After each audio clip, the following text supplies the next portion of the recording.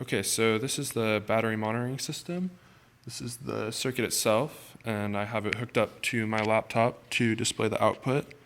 So this is updating every few seconds right now. Generally, this would be run much less frequently in order to save power. But I have it sped up now so that you can actually see it moving along. So there, it just took a sample and updated. So moving on to the actual system itself. It all starts with this battery pack here, which is made up of 18 12-volt marine and RV lead acid batteries. So each one, the positive terminal of the battery is wired to a test lead, as you see here. So each one has one of these test leads, as well as the ground for the entire battery here is also wired into the system. That's so that the ground of the system and the ground of the battery pack can be at the same level, which allows you to take measurements of the relative voltages. So all of those test leads come over here, where they immediately go into these optocouplers here. So at any given time, the microcontroller will turn on one and only one, or sometimes none, of the optocouplers. So of course, when those are off, it's a completely open circuit, and each battery is isolated from the others in that way, so that when you're measuring one battery, it doesn't cause a short circuit between itself and the other batteries. So in order to drive all those optocouplers, I use these right here in the center, demultiplexers or decoders. So those are 3 to 8 decoders. So that allows me to use 3 pins plus an enable pin for every 8 batteries, rather than 8 pins per battery. Since there's 18 batteries, I'm using 6 batteries on each demultiplexer. So there's 2 here and then 1 more over here.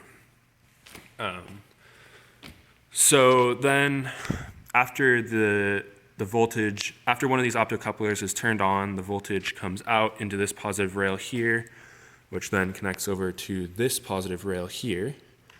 From there, it goes through a voltage divider here,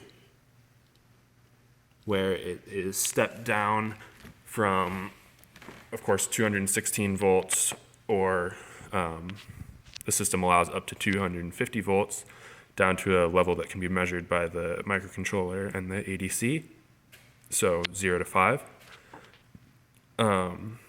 Once it comes out of the voltage divider, it goes into the ADC in here. So that's a 12-bit ADC, well, 12 bits plus a sign bit ADC. And that's communicating to the microcontroller over SPI. So periodically, the microcontroller will send a signal to the ADC requesting a measurement. Excuse me. And the ADC will return, take a measurement and return it. So then the microcontroller will, so the overall flow is the microcontroller will turn on the first battery, send a signal to the ADC to take a measurement, receive the measurement, store it, and then repeat for each of the 18 batteries, and then finally output it to the display. So as you can see here, it is being powered by this 5-volt regulator from a 9-volt battery. Originally, it was intended to be powered from the battery pack itself, but there was no DC to DC converter available that would step all the way down from 216 volts to a level that the logic could run on, such as 5 volts.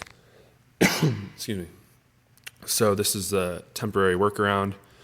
Of course, having it run off the main battery would have been preferable because it would last essentially forever, whereas there is a somewhat limited battery life using the auxiliary battery. But that's the overall system, and that's pretty much it. Thank you.